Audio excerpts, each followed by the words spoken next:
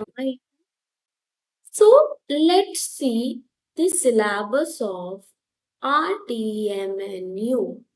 राष्ट्र Sant Tukdoji Maharaj Nagpur university syllabus, Bachelor of Science. So what the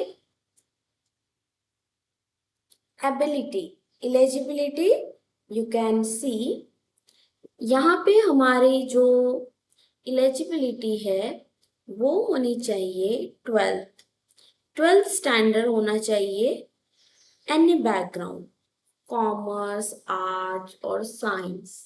If you are the science student, so it is the more good for you.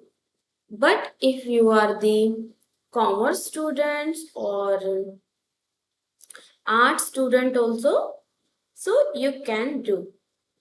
Here is the no restrictions.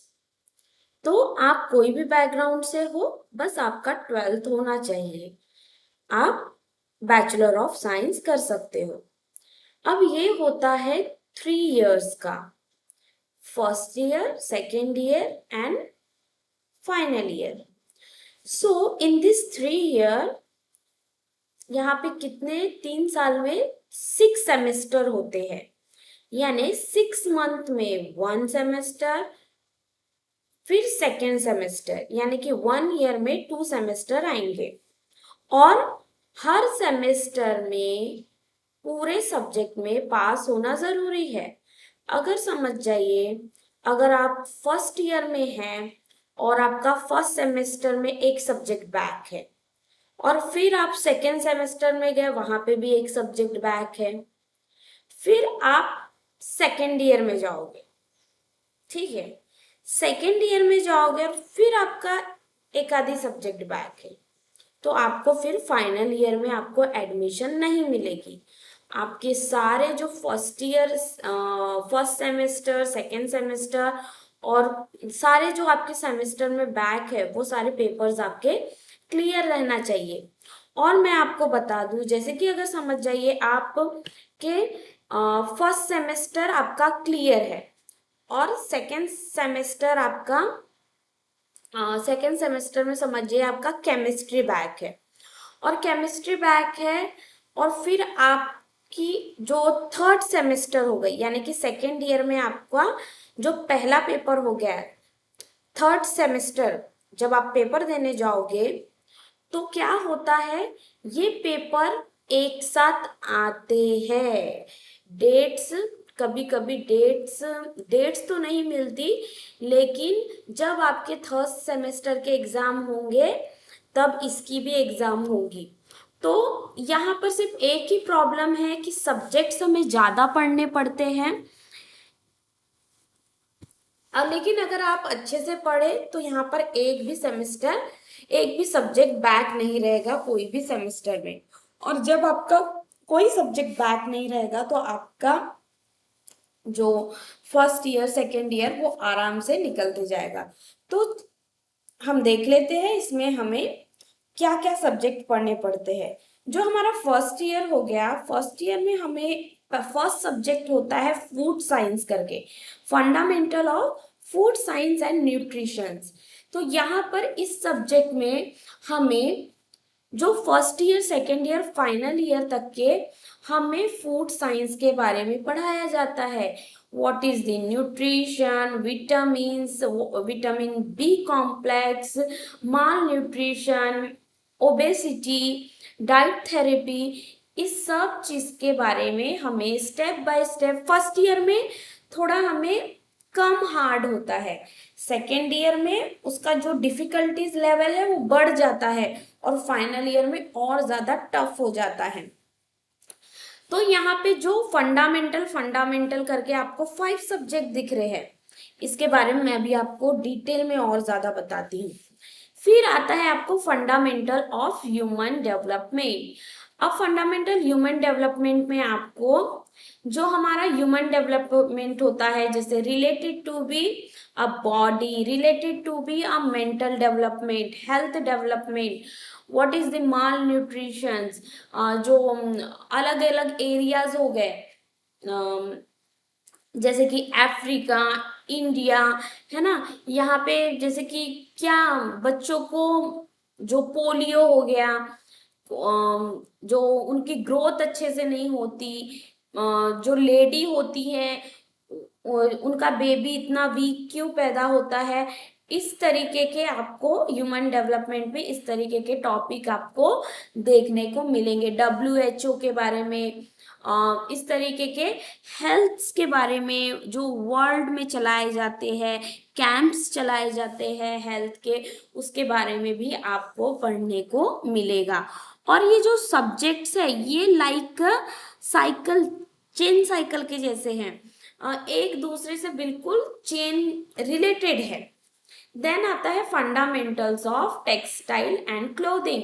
Textile and clothing यहाँ पर आपको जैसे कि dye, colouring of dye, block printing, और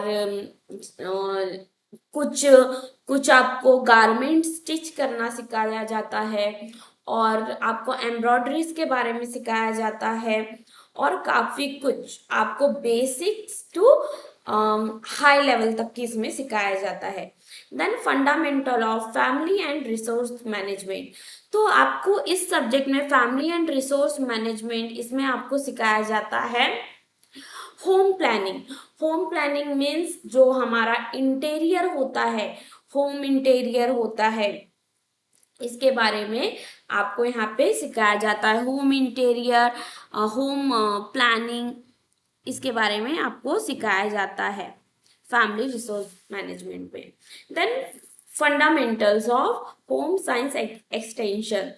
extension subject में आपको related to be a social, related to be social farming, advance farming, और rurals area और अर्बन एरिया, यानी कि सिटी और गांव में क्या फर्क है, इस सब के बारे में हम उसे डेवलप करने के लिए हमें क्या करना चाहिए, क्या क्या हम कर सकते हैं। अगर आप एक्सटेंशन वर्कर होते, यानी कि सोशल वर्कर होते, तो आप क्या करते, इस तरीके से आपको यहाँ पर ये 5 बेसिक सब्जेक्ट पढ़ाए जाते हैं। समझ जाइए। अब ये 3 साल पढ़ने के बाद क्या होगा, तो ये जो आपको फंडामेंटल्स करके यहाँ पे 5 सब्जेक्ट्स दिख रहे हैं, इसमें आप ग्रेजुएट हो जाते हैं। इसके बाद अगर आपको मास्टर करना है तो आप इसमें कोई भी एक सब्जेक्ट में कर सकते हैं। ज्यादातर बच्चे ये जो 3 सब्जेक्ट्स दिख रहे हैं आपके ऊपर में, फूड साइंस अगर किया तो जैसे कि हॉस्पिटल में आपको एज एज अ डाइटिशियन आपको जॉब लग सकती है। ह्यूमन डेवलपमेंट में भी आपको स्कूल में भी काम आता है, और आप हॉस्पिटल रिलेटेड वर्क पे भी जा सकते हैं। तो ये सब्जेक्ट्स हमें काफी ज्यादा नॉलेज देते हैं, जो बहुत ही ज्यादा यूजफुल है, जो कि हम अदर कोर्सेज करते हैं, और हमें इतना नॉलेज आ जाता है कि हमारे माइंड से पूरा क्लियर हो जाता है कि हमें किस फील्ड में अब जाना चाहिए। नेक्स्ट आता है, अब ये 5 सब्जेक्ट्स तो हो गए, पर हमें और भी ज्यादा सब्जेक्ट्स पढ़ने पड़ते हैं, जैसे कि ecology and environment, basic chemistry पढ़ना पड़ता है, फिजिक्स पढ़ना पड़ता है बेसिक कंप्यूटर्स के साथ, then English and communication skill. ये हमारे फर्स्ट सेमेस्टर और सेकेंड सेमेस्टर, यानी कि 1 साल ये सारे सब्जेक्ट रहते हैं। देन सेकेंड ईयर में आता है फैमिली एंड कम्युनिटी न्यूट्रिशन। तो ये वही सब्जेक्ट है, पर इनके नाम बदल जाते हैं क्योंकि इसका डिफिकल्टी लेवल बढ़ जाता है। फैमिली एंड कम्युनिटी न्यूट्रिशन, वही यहाँ पे फैमिली और कम्युनिटी, जो हमारी कम्युनिटी है, हमारी सोसाइटी है, किस तरीके का फूड कंज्यूम करती है, what is the healthy, what is the unhealthy, which types of the diet plan people should be follow, families को किस तरीके का खाना कंज्यूम करना चाहिए, अपनी हेल्थ के बारे में, ये सब के बारे में होता है, और डाइट प्लान भी होता है। Early childhood education and adolescent development.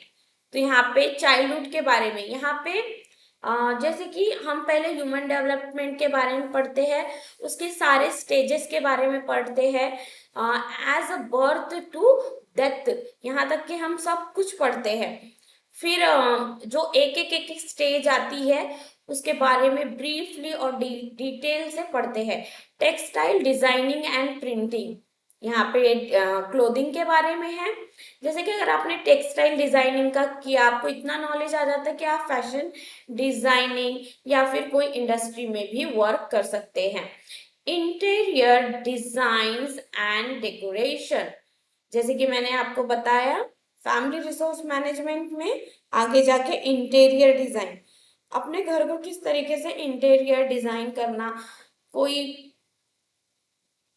बेकार सी जगह है उसको आप कितने इनोवेटिव तरीके से ब्यूटीफुल एनहांस कर सकते हैं, इस तरीके से।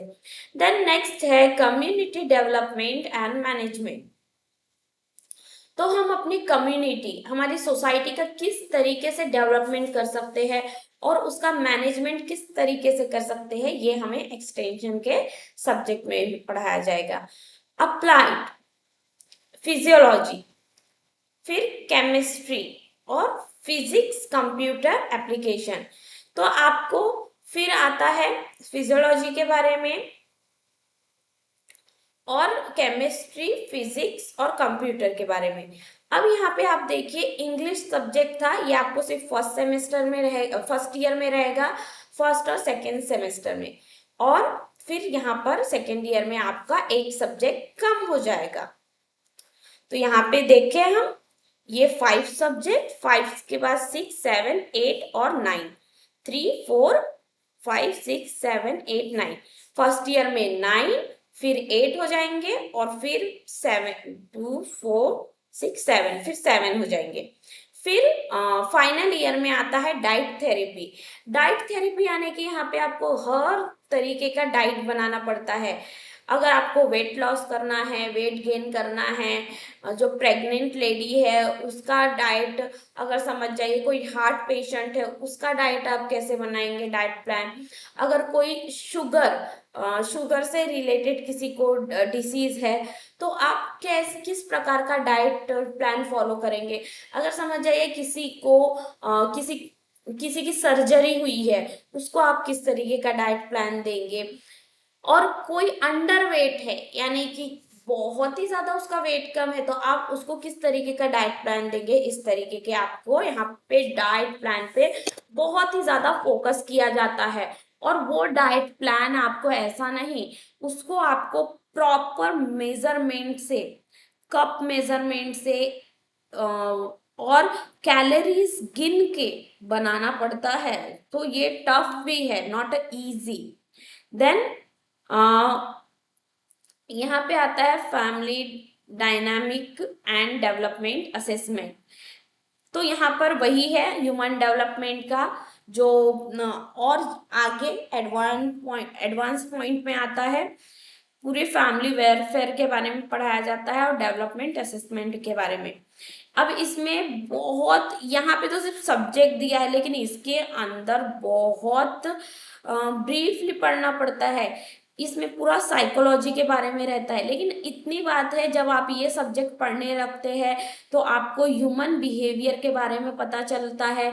कौन नर्वस है, कौन मतलब जैसे सामने वाला पर्सन आ रहा है वो कॉन्फिडेंट है या नहीं है। और आपको यहाँ पे बहुत सारे साइकोलॉजिकल टेस्ट पढ़ाए जाते हैं, साइकोलॉजिकल टेस्ट सॉल्व करना पड़ता है, एक्सपेरिमेंट करना पड़ता है उस बच्चे एज ग्रुप में। आपको वो साइकोलॉजी टेस्ट को क्या बोलते हैं, प्रोजेक्ट्स में लगाना पड़ता है, ग्रुप्स बनाना पड़ता है उस एज में, एज ग्रुप में आपको उस साइकोलॉजिकल टेस्ट को सॉल्व करके प्रूफ करना पड़ता है। Then pattern making and fashion designing, यहाँ पे पूरा फैशन डिजाइनिंग का फाइनल ईयर में पढ़ाया जाता है। एडवांस रिसोर्स मैनेजमेंट, यहाँ पे आपको पूरा floor planning, home planning, first floor, second floor, ground floor आप कैसा प्लान करते हैं। कम्युनिकेशन टेक्नोलॉजी, ये जो एक्सटेंशन है कम्युनिकेशन, इसमें जो फार्मर्स है उनकी टेक्निक्स के बारे में पढ़ाया जाता है, हेल्थ के बारे में, पब्लिक हेल्थ और